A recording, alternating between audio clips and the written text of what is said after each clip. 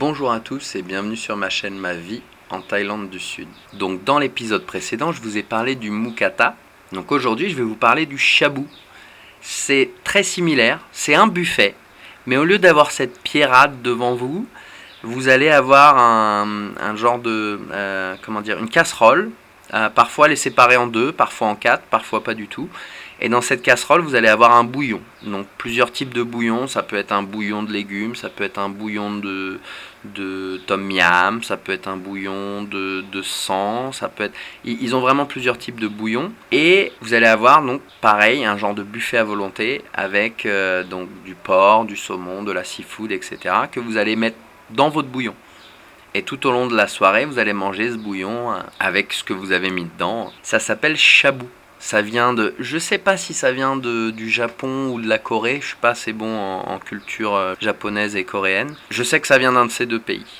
Et c'est vrai que c'est assez marrant parce que vous avez donc la table de cuisson sur la table avec ce plat. Donc vous pouvez choisir le faire bouillir ou le faire mijoter comme vous voulez. Et donc vous allez, ou bien vous vous servez, c'est-à-dire c'est un buffet à volonté avec à disposition, ou bien vous demandez au fur et à mesure ce que vous voulez.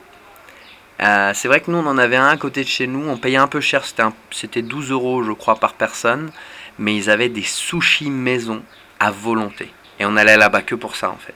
On mangeait du shabu aussi, mais on se tuait avec leurs sushis, je sais pas, une quarantaine de sushis. C'est vrai, quand on entend sushi à volonté, on a envie de se faire plaisir. Et c'est vrai que ce shabu était particulièrement parfait pour ça, pour profiter de ces bons sushis en même temps. En Thaïlande, vous allez en voir beaucoup comme les Mookata, surtout dans le sud encore une fois, et vous aurez souvent une particularité. Donc un qui fait sushi, un qui a des grillades, un qui a quelque chose de particulier en plus du shabu pour attirer les gens. Et c'est vrai qu'encore une fois, hein, cet esprit un peu fête, un peu convivial, où on mange ensemble, en groupe, et on partage de la nourriture. Comme je vous disais, les Thaïlandais passent très peu de temps à table.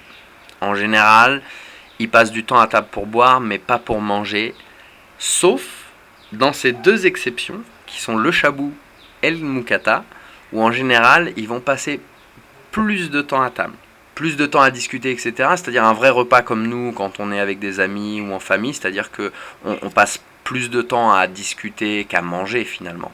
On passe 3 heures à table, on n'est pas pendant 3 heures en train de manger. C'est pareil pour eux, pendant ce shabu ou ce mookata, ils vont passer plus de temps à discuter, plus de temps ensemble. Pour les parents, c'est vrai que c'est le bon moment pour demander aux enfants si tout va bien, comment s'est passé l'école, etc.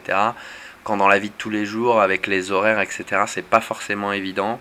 C'est un bon moment pour se retrouver. Et ouais, c'est très convivial, nous on adore, on adore. Enfin voilà, je vous conseille le shabu. Merci de m'avoir écouté, à bientôt.